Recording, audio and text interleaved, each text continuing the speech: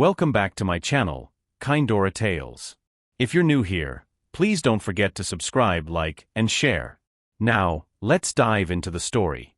Eva Kingsley, one of the youngest billionaires in the state, stood on the balcony of her sleek penthouse, gazing at the endless sea of city lights. To the world, she had it all: money, influence, beauty, and a life carved from ambition. But tonight her hands shook.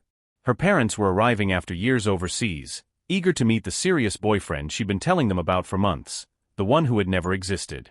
Eva had made him up to silence her mother's endless matchmaking. Now the lie had trapped her. She needed someone believable, someone solid, someone she could trust for just 7 days. But trust was a luxury she'd stopped believing in long ago. A few blocks away, Noah Emerson locked up the auto shop after another long shift, wiping engine oil from his fingers while his 7-year-old daughter Lily sat on the counter, swinging her legs and coloring a unicorn bright purple. Life had been hard since his wife died, grief, bills, and a little girl who still asked why mommy wasn't coming home. Yet Noah never complained. He carried the weight quietly so Lily wouldn't have to. Fate pulled the thread that night when Eva's silver coupe sputtered and died right outside the garage. High heels clicking on concrete, she stepped inside, panic flickering behind her perfect makeup. Noah looked up from under the hood of another car and paused. She was stunning, yes, but it was the raw fear in her eyes that made him really see her. "My car just stopped," she said, voice tight. "I need it fixed tonight." He nodded, noticing the tremor in her manicured hands. "Rough evening." She let out a shaky laugh that surprised them both. "You have no idea." While he checked the engine, Lily wandered over and tugged Eva's sleeve. "Hi. I'm Lily. My daddy can fix anything." Something soft and forgotten stirred in Eva's chest. When Noah came back with the verdict, Eva barely heard the technical details. A reckless, desperate plan had already formed. "Noah," she said quietly, "this is going to sound insane, but I need a favor. A big one." He lifted an eyebrow. "Shoot. I need you to pretend to be my boyfriend for a week. My parents are coming. I'll pay whatever you want." He wiped his hands on a rag, unfazed. "I don't need your money." She blinked, thrown. "Then, what do you want?" He glanced at Lily, who was now hugging his leg.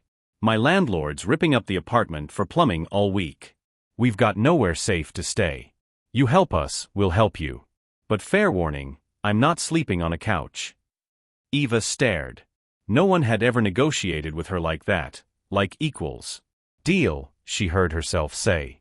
She had no idea what shocked her more, that she'd agreed, or that the moment Noah walked through her door carrying a sleepy Lily and a single worn duffel bag, her echoing penthouse suddenly felt alive. Lily ran straight to the floor-to-ceiling windows, pressing her hands against the glass. "Whoa. It's like a castle. But kinda sad." Eva's throat tightened. "It won't feel sad this week," she promised softly. Noah surveyed the sprawling guest suite she'd pointed him to and shook his head. "This room's bigger than our whole apartment." "It's just a room," Eva said. "Not to people who grew up sharing one," he answered, not accusing, just honest. His words landed heavier than she expected. Later, when their hands accidentally brushed while setting the table, Eva flinched. Not from disgust, from the shock of warmth without an agenda attached. Noah noticed. "You okay?" She gave a brittle laugh. "I'm not used to being touched by someone who doesn't want something from me." He didn't rush to comfort her. He simply closed the small distance between them, close enough to feel safe, far enough to still have a choice. "You don't owe anyone your trust, Eva." And just like that, she gave him a little of it anyway. The next days were a whirlwind of shopping for clothes that made Noah look less like a mechanic and more like the kind of man her parents expected, rehearsing their fake love story, teaching Lily which fork was for salad in a house that suddenly smelled like crayons and pancakes instead of cold marble and money. At the mall, Noah held her hand without thinking, steering her through crowds with the same calm certainty he used to lift engines. To strangers, they looked real. To Eva, it stopped feeling pretend far too quickly. The night before her parents arrived, she paced the living room in silk pajamas, terrified. "They're going to hate you," she whispered. "They only approve of men who come with portfolios, not toolboxes." Noah caught her wrist gently. "Then we give them something better than what they expect. We give them the truth, just the edited version. They'll say you're beneath me. His eyes didn't waver. I may not belong in their world, Eva. But I belong in yours more than you realize. Her heart stumbled over the certainty in his voice. Dinner with her parents was exactly the battlefield she'd feared. Her mother's smile was a scalpel. So Noah, her father began, swirling a 1982 Bordeaux, what is it you do? I'm a mechanic, Noah said, calm as sunrise. Her mother actually coughed on her wine. As in cars. Yes, ma'am. Cars, trucks, anything that keeps working families moving. The silence was arctic. Her mother recovered first. And you believe that makes you suitable for our daughter? Noah set his fork down. Money doesn't make someone suitable. Character does. How you treat people. How you love them when no one's watching. Eva's eyes burned. He continued, voice steady. I know I'm not the man you pictured. But I'm here because your daughter is kind and brave and deserves someone who shows up, not someone who signs prenups. Eva couldn't breathe.